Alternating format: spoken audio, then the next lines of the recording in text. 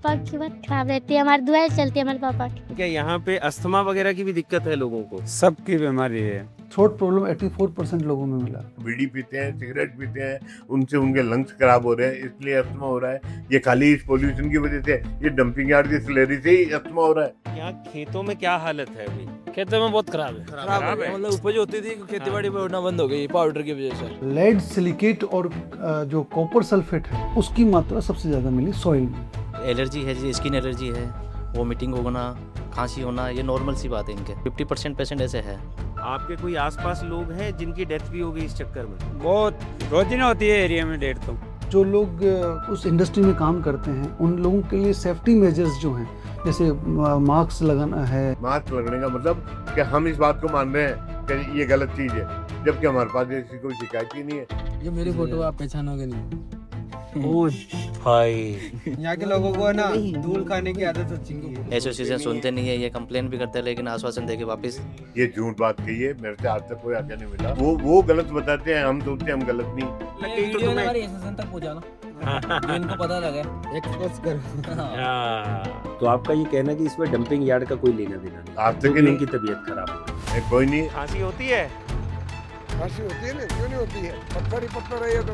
आपने dumping site बनाया, वो भर गया, दूसरा बनाया फिर भर गया, तीसरा बनाया फिर भर जाएगा, चौथा बना लोगे, कब तक बनाते जाओगे? ये है किशनगढ़, एशिया की सबसे बड़ी मार्बल मार्केट, जहां पर 1200 से ज्यादा मार्बल कटिंग यूनिट्स है। जिसे कहें कि ये बहुत बड़ी मार्बल इंडस्ट्री है यहाँ पर। और जो आपके घरों में मार्बल लगता है ना चमचमाता हुआ, वो यहीं से कट के जाता है। Believe if I tell you कि मैं एक अभी बहुत ही ज्यादा खूबसूरत कूड़ेदान में खड़ा हूँ, जिसको लोग राजस्थान का स्विट्जरलैंड भी कहते हैं। अस्सलामुअलैकुम। अभी मैं किशनगढ़ डंपिंग यार्ड के अंदर हूँ और यहाँ पर कोई शूटिंग वगैरह चल रही है। ये देख सकते हो, पता नहीं कौन आया है कौन नहीं आया है, बाकी शूटिंग वगैरह हो रही है उधर आगे की तरफ।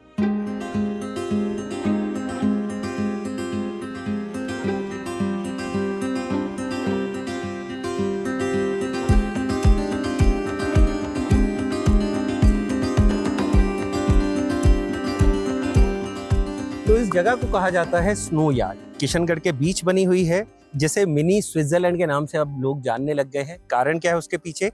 यहाँ की वाइट सैंड, जो लगती है बर्फ की तरह कैमरा में, लेकिन असल में बर्फ नहीं है। ये असल में है मार्बल इंडस्ट्री में जब मार्बल को पॉलिश किया जाता है, उसकी कटिंग की जाती है, उसके बाद जो गारा बचता है यानी कि स्लरी, उसको यहाँ पर इकट्ठा किया गया, यहाँ पर जमाया गया और ये जगह उसके बाद स्नो यार्ड कहलाने लगी। तो इकोलॉजिस्ट हैं Lakshmikant Sharma, central university of Rajasthan के डिपार्टमेंट ऑफ एनवायरमेंटल साइंस के हेड हैं। साल 2022 में उन्होंने ही यहाँ पर एक स्टडी की थी। उनकी स्टडी के मुताबिक इस मार्बल स्लरी की वजह से पानी कंटेमिनेट हो रहा है। हवा में PM 2.5 का स्तर एवरेज 487 रिकॉर्ड किया गया और स्लरी से उड़ने वाली डस्ट की वजह से खेती पर भी इसका असर पड़ रहा है। साल 2025 में NGT ने इन्हीं की रिपोर्ट पर सुओ मोटो एक्शन लिया और राजस्थान पोल्यूशन कंट्रोल बोर्ड के साथ बाकी सरकारी विभागों को भी जांच का आदेश दिया।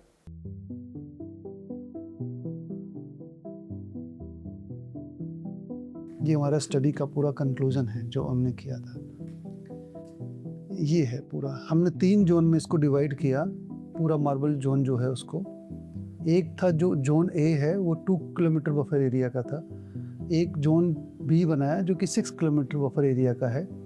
जोन सी बनाया वो 15 किलोमीटर बफर एरिया का। एक हमने हेल्थ सर्वे भी किया, तो उसमें ये पाया गया कि जो लोकल कम्युनिटी है उसमें जो उनकी जो क्रॉप प्रोडक्टिविटी यानी कि सॉइल जो है, हमने किसानों से बात की, क्रॉप प्रोडक्टिविटी कुछ इफेक्ट हुआ है नहीं हुआ है, तो 67% ने माना कि हाँ प्रोडक्टिविटी पे कुछ कमी आई है इधर। थ्रोट प्रॉब्लम के हिसाब से 56% जो थे लोग लोकल कम्युनिटी वाले, उन्होंने बताया कि थ्रोट प्रॉब्लम है। और स्किन डिजीज़ में बताया, हियरिंग प्रॉब्लम्स के बारे में बताया। ये तो वो लोग थे जो कि लोकल कम्युनिटी के थे। एक हमने सर्वे किया जो वो लोग जो कि इंडस्ट्री में जो काम करते हैं इसमें, उन लोगों, तो उनका रेशो बहुत ज़्यादा था। शॉकिंग फैक्ट ये था कि NGT में जो मार्बल एसोसिएशन है उन्होंने एक एफिडेविट दिया या जो रिटन डॉक्यूमेंट प्रोड्यूस किया, उसमें ये बताया कि पिछले 5 साल में कोई ब्रीदिंग प्रॉब्लम और कोई अस्थमेटिक पेशेंट्स उनके यहाँ ट्रीट करवाने नहीं आया या उनके नज़र में नहीं आया या उनके हॉस्पिटल में नहीं आया। उसमें चौंकाने वाली बात ये थी कि इसमें जोन ए जो 2 किलोमीटर का बफर एरिया था उसमें लेड सिलिकेट और जो कॉपर सल्फेट है उसकी मात्रा सबसे ज़्यादा मिली सॉइल में। एनजीटी द्वारा करवाई गई जांच में जो निकल कर आया वो शर्मा की रिपोर्ट से काफी अलग था। रिपोर्ट के मुताबिक हवा में PM 2.5 का स्तर महज 40 था। पानी में हैवी मेटल तो पाया गया लेकिन लेड की स्टडी नहीं की गई। रही बात खेती की तो उसकी तो रिपोर्ट ही अभी पेंडिंग थी और एनजीटी ने क्या किया, कुछ रिकमेंडेशंस के साथ मामला रफा दफा कर दिया।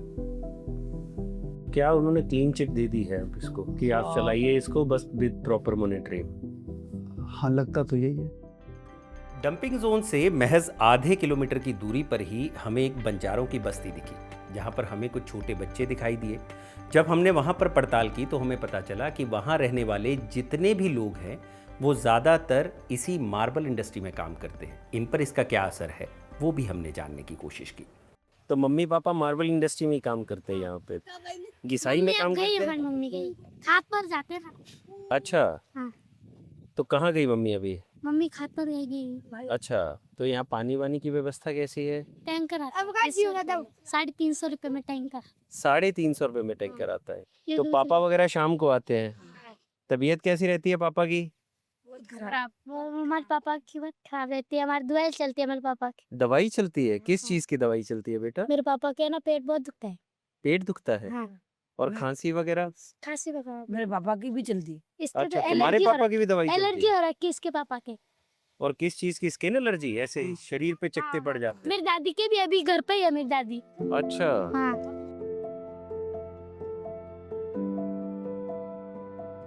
डंपिंग जोन के आसपास रहने वाले गांव के लोगों की सेहत पर क्या असर है वो जानने के लिए हम पहुंचे टोकला गांव। ये गांव डंपिंग जोन से महज 2 से 3 किलोमीटर की दूरी पर है।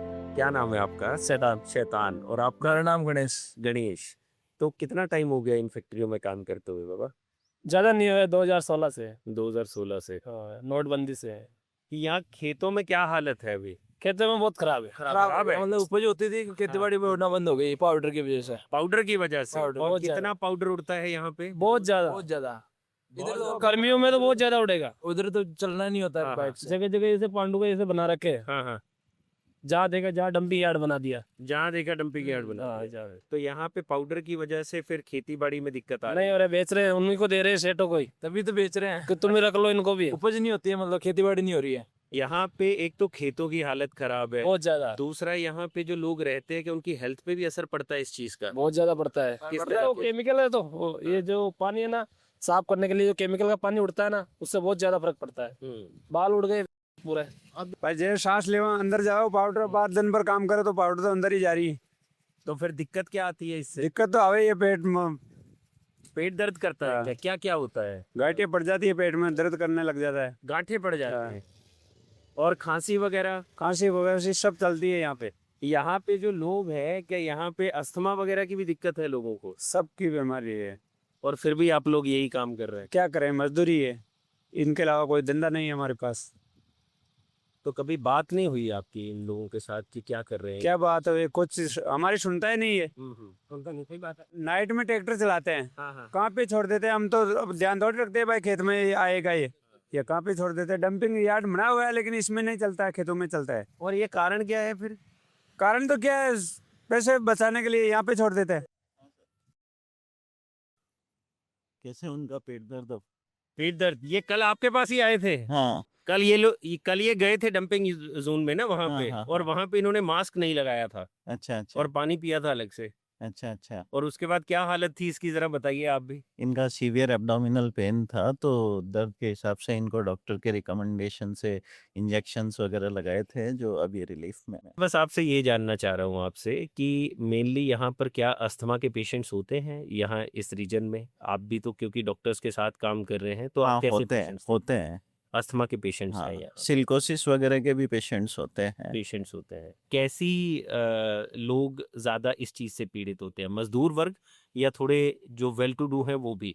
नहीं, मजदूर वर्ग ज्यादा पीड़ित रहते हैं। ज्यादा पीड़ित है, सिलिकोसिस हो गया, ब्रोंकाइटिस हो गया, हाँ। अस्थमा हो गया, इन सब चीजों से। हाँ। लेकिन चौंकाने वाली बात यह है कि एनजीटी को सौंपी गई रिपोर्ट में सीएमओ किशनगढ़ के हवाले से बताया गया है कि पिछले 5 साल में सिलिकोसिस का सिर्फ 1 केस मिला है। वहीं मार्बल सिटी हॉस्पिटल के मुताबिक 5 साल में अस्थमा का तो एक भी पेशेंट उनके पास नहीं आया। यहाँ ध्यान देने वाली बात यह है कि इस हॉस्पिटल को किशनगढ़ मार्बल एसोसिएशन ही रन करती है।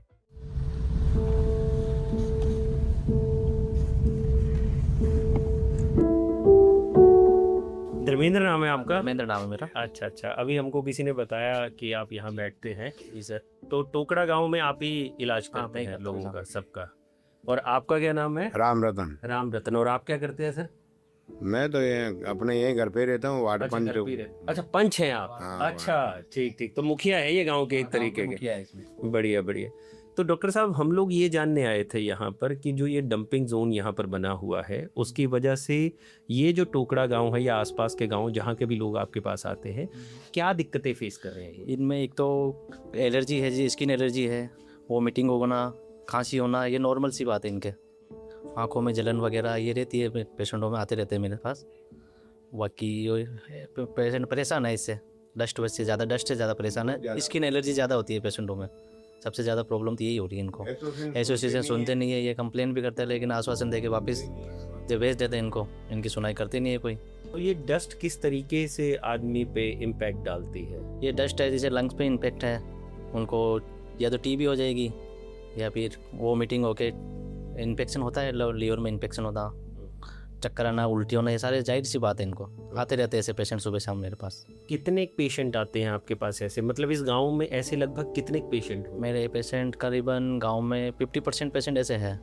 मतलब अगर 700 लोगों का गांव है ये, तो 350 लोग बीमार हैं। बिल्कुल 50% है, जिसमें सांस लेने में प्रॉब्लम हुई, ये ज़्यादा है पेशेंट यहाँ पे।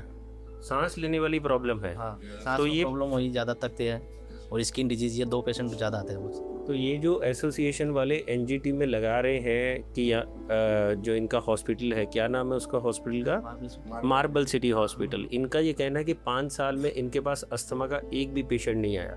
पेशेंट तो आते रहते हैं लेकिन ये बस कागजी कार्रवाई होते हैं, ज़्यादा तो बताते नहीं ओपन में ये।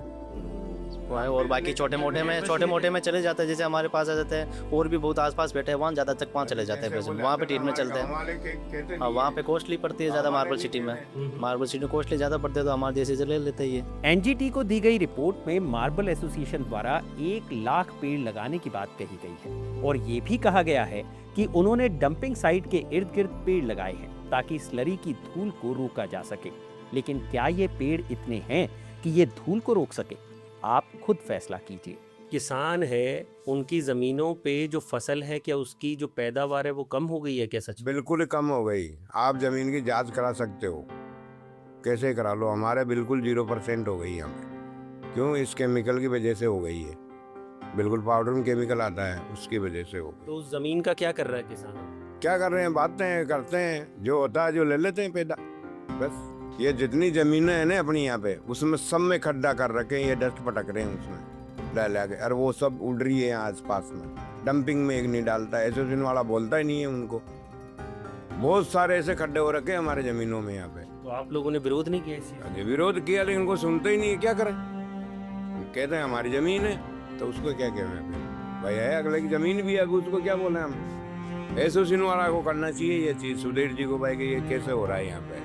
ये हमारे लिए पूरी एलर्जी हो गई साली, ये पाउडर से होती है। और किसी आपको भी एलर्जी है? बिल्कुल है, ये दिख रही है, ये दिख रही है सर, ये सब इस पाउडर का। ये सारा पैरों पे स्किन एलर्जी है आपको, नीचे भी, बिल्कुल हाथों पे भी, हर जगह है सर, हर जगह है। आपको बता रहा हूँ मैं, इधर जैसे लाल लाल हो जाता है सर, पूरे जब ऐसे करते हैं ना, ये सारा तो लाल लाल हो जाता है सर। हाँ, ये रहा सर, हर जगह ही है, मैं बोल रहा हूँ आपको। एनजीटी ने अपने ऑर्डर में इलीगल तरीके से स्लरी डंप करने वालों पर कार्रवाई करने के लिए भी कहा था, लेकिन कार्रवाई कितनी हुई ये आपके सामने है। हम लोग अभी टोकड़ा गांव के बीच में ही खड़े हैं। ये एक तरफ का हिस्सा है जहां पर कई सारी मार्बल की फैक्ट्रियां, ग्रेनाइट की फैक्ट्रियां हैं, लेकिन यहां पर पीछे मैं जो दिखा रहा हूं आपको, ये खेत है जिसमें खड्डा खोदा गया है और उसमें सारी स्लरी भर दी गई है। थोड़ा सा रिस्की एरिया है, लेकिन कोशिश कर रहे हैं यहाँ से हम आपको दिखाने की कि यहाँ पर किस तरीके से प्रशासन की गाइडलाइंस की धज्जियाँ उड़ाई जा रही हैं।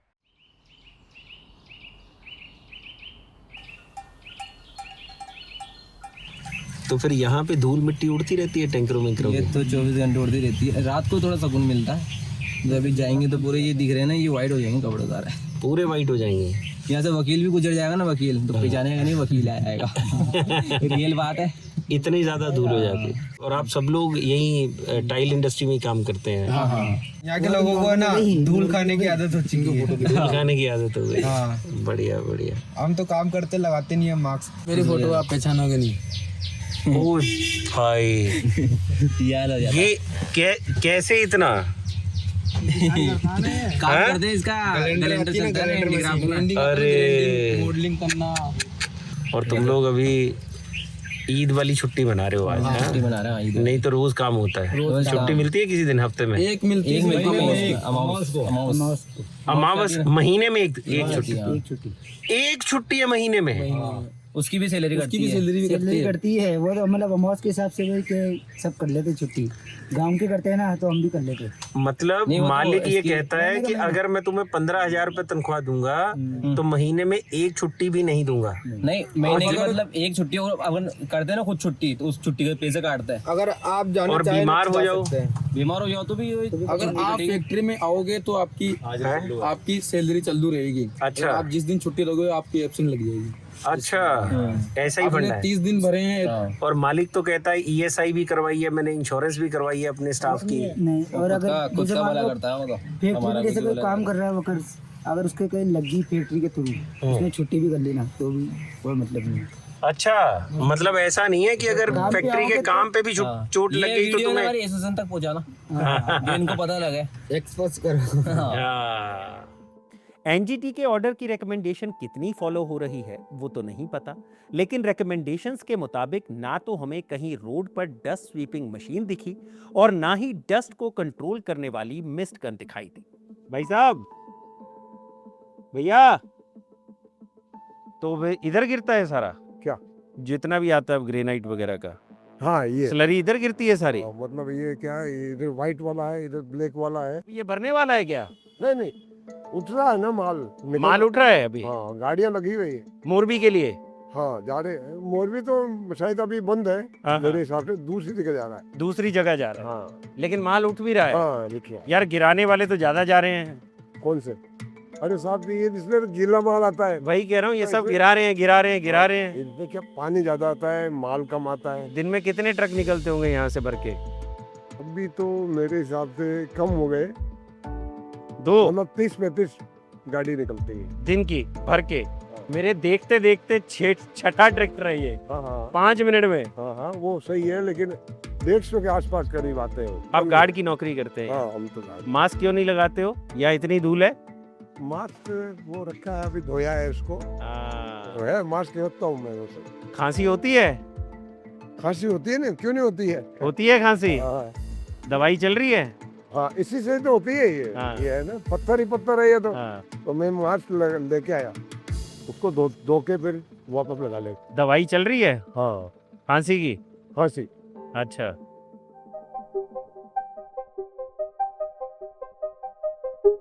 सर, LK शर्मा जी का एलिगेशन है, हम उनसे मिले थे अभी, तो उनका ये कहना है कि आपकी ये जो रिपोर्ट पोल्यूशन कंट्रोल बोर्ड ने दी थी NGT को, उसमें एग्रीकल्चर को लेकर अभी भी रिपोर्ट अवेटेड है। स्टिल NGT ने ये मान लिया कि एग्रीकल्चर पे इसका कोई असर नहीं है। तो शर्मा जी आके कभी हमसे मिलते क्यों नहीं है? वो शर्मा जी को तकलीफ कोई और हो सकती है। शर्मा जी आके, इतने सेंट्रल यूनिवर्सिटी के प्रोफेसर है, कभी वो आके इस ऑफिस में मिलते और हमसे बात करते कि साहब ये परेशानी है। ये तो रही एक सकारात्मक सोच की बात, तो हम उसको उनके निर्देशानुसार कुछ करते। पर उनका कोई और इंटरेस्ट है, या तो उनकी आत्मा को कोई ठेस होती है हमसे, या कोई प्रलोभन चाहते होंगे इसकी वजह से, वरना ये इनकी मॉरल ड्यूटी नहीं थी। यदि वो इससे रिलेवेंट प्रोफेसर है, पर उनके शायद कोई भावना होगी जिसकी वजह से डायरेक्ट टाइम्स ऑफ इंडिया में और किसी अखबारों में देखे और इसको डिफेम किए जा रहे हैं। NGT में आपके SIT की रिपोर्ट गई तो उस वक्त जो मार्बल एसोसिएशन का हॉस्पिटल है उसमें इस चीज़ को लेकर कहा गया कि पिछले 5 साल में अस्थमा का एक भी मरीज नहीं है आया हॉस्पिटल में। अस्थमा एक ऐसी चीज है जो व्यक्ति यहाँ नहीं आए। 210 गांव लगते हैं किशनगढ़ विधानसभा क्षेत्र में, 210 गांव लगते हैं। कोई किस गांव में रहता है, कोई किस गांव में, वो यहाँ से 10-10 किलोमीटर 15-15 किलोमीटर है। अब यदि वो अस्थमेटिक है तो इसके पोल्यूशन की वजह से 15 किलोमीटर दूर वाले गांव को फर्क पड़ेगा क्या? तो आपका ये कहना है कि इसमें डंपिंग यार्ड का कोई लेना देना नहीं, आज तक नहीं की तबीयत खराब हो रही है? कोई नहीं, हमारे पास कोई शिकायत नहीं। टोकरा गांव जाकर आए, टोकरा गांव में हम लोगों ने बहुत सारे लोगों से बात की, किसी को स्किन एलर्जीज है, किसी को खांसी है। वहाँ के जो लोकल डॉक्टर्स है वो बता रहे हैं कि आधे से ज्यादा गांव बीमार है यहाँ पर। वहाँ के सरपंच ने आके कभी इस बात के लिए ऑब्जेक्शन किया? उनका ये कहना है कि उन्होंने कई बार ज्ञापन दिए और उसके बावजूद हमको एसोसिएशन की तरफ से ये बोला जाता है कि कोई बात नहीं, हम देखेंगे, लेकिन आज तक कोई देखने ये झूठ बात कही है। आज तक तो किसी ने आके कोई शिकायत नहीं की। 7 साल में मैंने किसी की नहीं, कोई मेरे पास कोई बंदा नहीं आया, न कोई सरपंच आया, न कोई पंच आया, कभी किसी ने न हमको कोई लिखित में शिकायत की। जिस गांव में वो है वहां तक इंडस्ट्रीज बढ़ गई जी, और इंडस्ट्री के लिए जो उनकी जमीन की रेटें हैं ना वो इतनी हाई हो गई, तो वो ये खेती करना उनके लिए कोई फायदेमंद नहीं है। वो तो प्लॉट काट के 3-3 हजार के 4-4 हजार के प्लॉट काट के उनको लाखों करोड़ों रुपए मिल रहे हैं, तो वो खेती क्यों करेंगे? लेकिन सर वहाँ खेती हो रही है, वहाँ गेहूं की कटाई चल रही थी जिस खेत में हम लोग गए हैं, और वहाँ के किसान का ये कहना है कि पिछले 10 साल में लगभग 30% फसल कम हो गई है। और उसका ये कारण भी वो बताते हैं कि स्लरी जो है वो उड़कर खेतों में आती है, जिसकी वजह से मिट्टी की जो उपजाऊ शक्ति है वो धीरे धीरे कम हो रही है। जब मिट्टी स्लरी लिक्विड शेप में वहाँ जाती है डंपिंग यार्ड में, तो वो सूखेगी जब भी तो उड़ेगी। जी, मैं वही कह रहा हूँ। तो आज मैंने डाला, कल दूसरा टैंकर आके डालेगा, परसों तीसरा टैंकर आके डालेगा, तो उड़ेगी कैसे? ऊपर तो गीला ही गीला है, उड़ने की तो कोई संभावना ही नहीं है। दूसरी चीज़ वहाँ पे है कि बहुत सारा उनका एलिगेशन इस चीज़ को लेकर है कि डंपिंग जोन में बहुत से ऐसे टैंकर्स हैं या ओनर्स हैं जो डाल नहीं रहे हैं। वहाँ पे ज़मीनों को खोदा जा रहा है और उसी में वो लोग उसको डाल देते हैं, जिससे केमिकल ज़मीनों में और ज़्यादा घुल रहा है और ग्राउंड नहीं, ये डंपिंग यार्ड के आसपास तो कोई ऐसी जगह नहीं है, पर हाँ एग्रीकल्चर लैंड के अंदर जो किसान हैं, खुद जो ओनर हैं, उनको 4 तरह के फायदे हैं। पहले तो राजस्थान सरकार ने पॉन्ड की स्कीम लगाई, जिससे वो मिट्टी खोदते हैं और मिट्टी को लेवलिंग के लिए किसी फैक्ट्री ओनर को बेच देते हैं। फिर वो टैंकर वाले से खाली करवाते हैं और उससे पैसे ले लेते हैं। फिर वो अपने खेत में स्लैरी सुखाते हैं और स्लैरी को बेच देते हैं। तो इस तरीके से 3 तरीके से उनको फायदे हो रहे हैं। इस संबंध में हमने माननीय जिलाधीश महोदय से भी निवेदन किया, उनको भी पत्र लिख के, किशनगढ़ SDM को भी लिख के, तहसीलदार को लिख के, पटवारी को लिख के, गिरदावर को लिख के, और उनको मौका निरीक्षण भी कराया। आज के 4 साल पहले हमने 70 किसानों को एग्रीकल्चर लैंड का मुआवजा कराया और उनकी फाइलें तैयार करवाई और फोटो भी खिंचवाई। पर जब भी हमने कंप्लेंट की और उन्होंने, तहसीलदार ने तो फाइलें बना दी, पर उसका निराकरण 5 SDM आगे चले गए। आज दिन तक इस संबंध में कुछ भी नहीं हुआ। तो क्यों नहीं करी है सरकार कार्रवाई? क्या हित है उनका? तो सवाल है इस चीज़ को लेकर कि मजदूरों के वेलफेयर के लिए एसोसिएशन क्या कर रही है, कि जो मजदूर आपकी फैक्ट्री में, आप डंपिंग यार्ड की बात करने आए हो, ये पूरे एरिया के मजदूर छोड़ देते हैं। चलिए कोई बात नहीं, डंपिंग यार्ड को लेकर बात करते हैं। सर, ये जो डंपिंग यार्ड है, इसको लेकर कुछ सुझाव आए थे इकोलॉजिस्ट की तरफ से भी। जैसे पहला तो यही था इस चीज़ को लेकर कि वहाँ पर मास्क मैंडेटरी कर देना चाहिए। मास्क लगने का मतलब कि हम इस बात को मान रहे हैं कि ये गलत चीज़ है, जबकि हमारे पास ऐसी कोई शिकायत ही नहीं है जिससे हम ये सोच सकें कि भाई ये गलत हो रहा है। तो ये हमें डिफेम करने के लिए एक षड्यंत्र रचा जा रहा है, जो कई तरीके के मीडिया वाले आते हैं, इस तरीके की फोटो खींच लेते हैं और उनका हित नहीं सकता है, तो वो इसको नेगेटिविटी के रूप में डेवलप।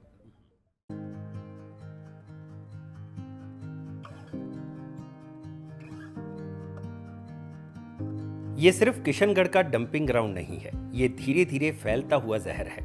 यहाँ लोग बिना मास्क जहरीली धूल में सांस ले रहे हैं, बच्चे बीमारियों के साथ बड़े हो रहे हैं, खेत जहर से भर चुके हैं, पानी पीने लायक नहीं बचा, और सच इतना कड़वा है कि सरकारें इसे मानने को भी तैयार नहीं। किसी के शरीर पर घाव हैं, किसी के फेफड़े जवाब दे रहे हैं और कोई मजबूरी में हर दिन उसी जहर के बीच काम करने के लिए लौट जाता है। रिपोर्ट्स में सब ठीक बताया जा रहा है, लेकिन जमीन पर सच्चाई कुछ और ही है। सवाल सिर्फ एक डंपिंग ग्राउंड का नहीं है, सवाल है उस सिस्टम का जहां जहर फैलाना सस्ता पड़ता है और इंसान को बचाना महंगा। आज अगर ये कहानी अनसुनी रह गई तो कल ये जहर सिर्फ किशनगढ़ तक सीमित नहीं रहेगा, ये हम सब तक पहुंचेगा।